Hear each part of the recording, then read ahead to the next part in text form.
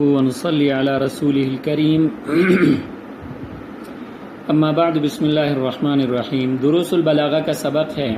سب سے پہلے عبارت کی ذرا پڑھائی کرتے ہیں، دیکھ لیجئے۔ ففصاحة الكلمة سلامتها من تنافر الحروف ومخالفة القياس والغرابة۔ فتنافر الحروف وصف في الكلمة يوجب ثقلها على اللسان وعسر النطق بها، نحو الظش للموضع الخشن، والهعخع لنبات ترعاه الإبل، والنقاح للماء العذب الصافي، والمستجزر للمفتول۔ ومخالفة القياس كون الكلمة غير جارية على القانون الصرفي كجمع بوق على بوقات في قول المتنبي، فإن يك بعض الناس سيفا لدولة ففي الناس بوقات لها وطبول۔ ترجمہ سماعت فرمائیں۔ ففصاحة الكلمة، پس فصاحت کلمہ، سلامتها، اس کلمہ کا سالم ہونا، اس کلمہ کا سلامت ہونا، من تنافر الحروف، تنافر حروف سے، ومخالفت القیاس، اور مخالفت قیاس سے، والغرابت، اور غرابت سے۔ فتنافر الحروف، پس تنافر حروف، وصف فی الکلمۃ، یہ کلمہ میں ایسا وصف ہے، یوجب ثقلہا، جو اس کلمہ کے لیے موجب ثقل ہے، علی اللسان، زبان پر، یعنی اس کلمہ کو زبان پر ثقیل بنانے کا موجب ہے، وعسر النطق بها، اور اس کلمہ کے ذریعے سے نطق کے مشکل بنانے کا موجب ہے، اس کلمے کے ذریعے سے نطق کے مشکل بنانے کا موجب ہے۔ نحو جیسے الظش، لفظ ظش، للموضع الخشن، کھردری جگہ کے لیے، والہعخع، اور ہعخع کا لفظ، لنبات، اس چارے کے لیے، اس گھاس کے لیے، ترعاہ الابل، جسے اونٹ چرتے ہیں، والنقاح، اور نقاح کا لفظ، للماء العذب الصافی، میٹھے صاف شفاف پانی کے لیے، والمستجزر، اور مستجزر کا لفظ، للمفتولی، بٹے ہوئے بالوں کے لیے۔ اچھا جی بیٹا، کل کے سبق میں ہم نے پڑھا تھا کہ فصاحت 3 چیزوں کے لیے وصف بن سکتی ہے۔ فصاحت کتنی چیزوں کے لیے وصف بن سکتی ہے؟ 3 چیزوں کے لیے وصف بن سکتی ہے۔ کلمہ کے لیے وصف بن سکتی ہے، کلام کے لیے وصف بن سکتی ہے، متکلم کے لیے وصف بن سکتی ہے۔ اس سے خود بخود آپ کو یہ بات معلوم ہوئی کہ فصاحت کی کتنی قسمیں ہیں؟ 3 قسمیں ہیں۔ نمبر 1 فصاحت کلمہ، نمبر 2 فصاحت کلام، نمبر 3 فصاحت متکلم۔ سمجھ میں آئی بیٹا؟ تو آپ لوگ ہیڈنگ اس طرح دے دیں فصاحت کی قسمیں، فصاحت کی قسمیں، اور اس کے نیچے لکھیں فصاحت کی 3 قسمیں ہیں۔ فصاحت کی کتنی قسمیں؟ 3 قسمیں ہیں۔ نمبر 1 فصاحت الکلمہ، نمبر 2 فصاحت الکلام، نمبر 3 فصاحت المتکلم۔ یہاں تک بات سمجھ میں آئی؟ اچھا بیٹا، اگر بات سمجھ میں آئی ہے تو اب یہاں پر میرے سامنے کتاب میں 1 نمبر لکھا ہوا ہے بریکٹ کے اندر، اور آگے فصاحت الکلمتی لکھا ہوا ہے، تو آپ اس کو ہیڈنگ دے دیں، صرف اتنی عبارت ہیڈنگ دے دیں فصاحت الکلمتی، اور آگے لکھیں یہاں سے فصاحت کی پہلی قسم یعنی فصاحت کلمہ کو بیان فرما رہے ہیں۔ سمجھ میں آئی بیٹا؟ 1 نمبر لکھیں فصاحت الکلمتی الی آخرہ، یہ آپ ہیڈنگ دے دیں، اور اس کے سامنے لکھیں یہاں سے فصاحت کی پہلی قسم یعنی فصاحت کلمہ کو بیان فرما رہے ہیں۔ فصاحت کلمہ کی تعریف یہ ہے کہ فصاحت کلمہ کہا جاتا ہے کلمہ کا تنافر حروف، مخالفت قیاس اور غرابت سے پاک ہونا۔ سمجھ میں آ رہی؟ تعریف سمجھ میں آ گئی؟ تعریف میں الفاظ مشکل ہیں، ان مشکل الفاظ کے بارے میں آگے اس کی پوری وضاحت موجود ہے، صرف فصاحت کلمہ کی تعریف سمجھ جائیں۔ فصاحت کلمہ کسے کہا جاتا ہے؟ کلمہ کا تنافر حروف، مخالفت قیاس اور غرابت سے پاک ہونا فصاحت کلمہ کہلاتی ہے۔ سمجھ میں آئی بیٹا؟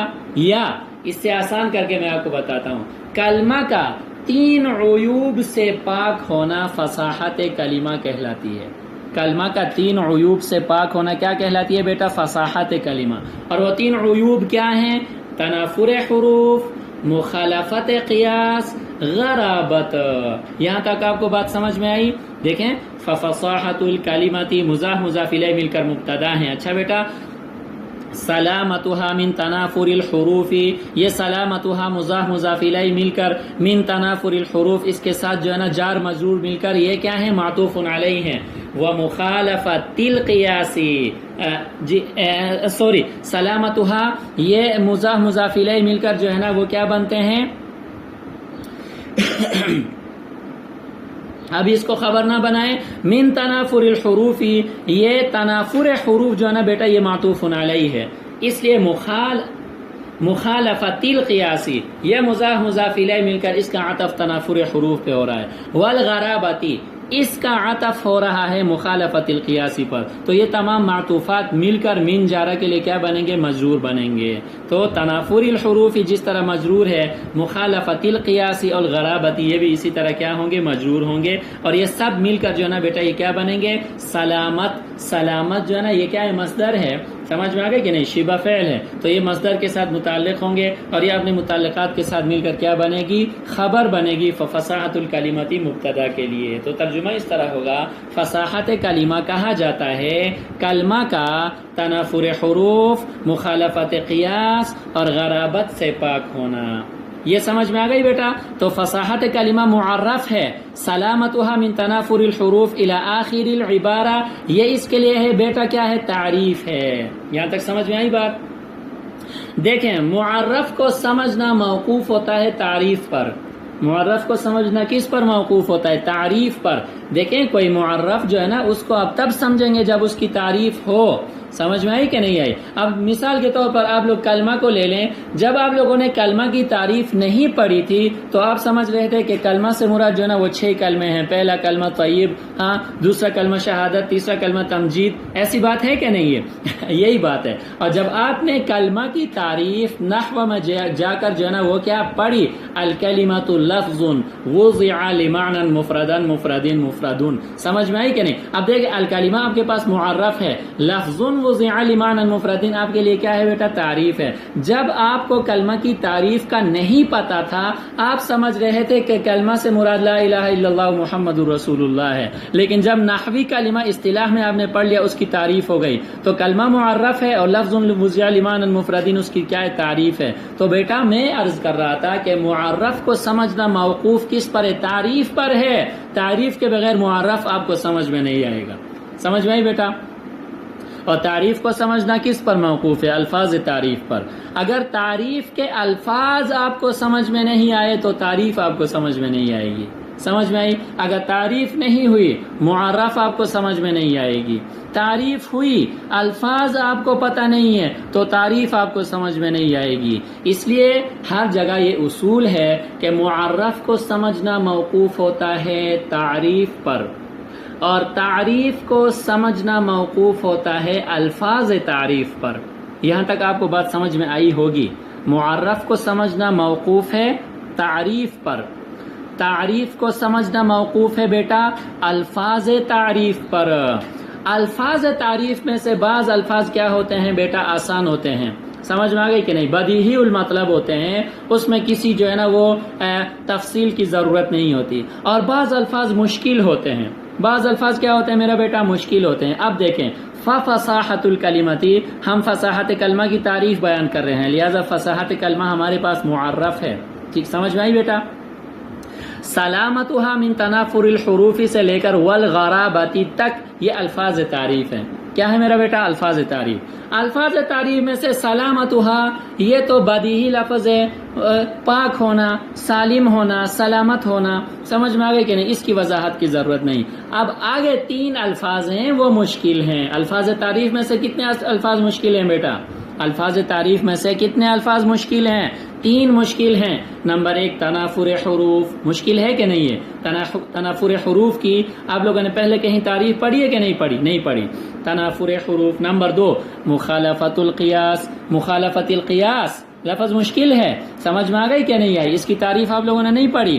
نمبر 3 غرابت، مشکل لفظ ہے، تو لہٰذا آگے الفاظ تعریف میں سے ان تینوں الفاظ کی الگ الگ وضاحت کریں گے۔ پہلے تنافر حروف کی وضاحت کریں گے، پھر مخالفت القیاس کی وضاحت کریں گے، پھر غرابت کی وضاحت کریں گے۔ تو میرا بیٹا خلاصہ کلام یہ ہے کہ فصاحت کی پہلی قسم فصاحت الکلمہ ہے۔ فصاحت الکلمہ کہا جاتا ہے کلمہ کا 3 عیوب سے پاک ہونا، اور وہ 3 عیوب کیا ہیں؟ نمبر 1 تنافر حروف، نمبر 2 مخالفت القیاس، نمبر 3 غرابت۔ اب تنافر حروف، مخالفت القیاس اور غرابت کیا بلا ہیں، اس کے حوالے سے آگے انہوں نے خود بھی وضاحت فرمائی ہے اور ہم بھی اس کی وضاحت کریں گے۔ یہاں تک جتنا پڑھا ہے اس کو اچھی طرح یاد کر لیں، اور یاد کرنے کے ساتھ وفاق کے امتحان کے لیے خوب اچھی طرح تیاری کریں، دعاؤں کا، اعمال کا اہتمام کریں، اور ہمیں بھی اپنی دعاؤں میں یاد رکھیں۔ اللہ تعالی ہم سب سے راضی ہو اور اپنی رضا والے اعمال اخلاص کے ساتھ کرنے کی توفیق عطا فرما دے۔ ایک مرتبہ عبارت کو دوبارہ ذرا دیکھ لیجئے، ففصاحت الکلمۃ سلامتها من تنافر الحروف ومخالفت القیاس والغرابۃ۔ یہاں تک اس کی وضاحت ہو چکی۔ اللہ تعالی ہم سب کو عمل کی توفیق عطا فرما دے۔ وآخر دعوانا ان الحمد للہ رب العالمین۔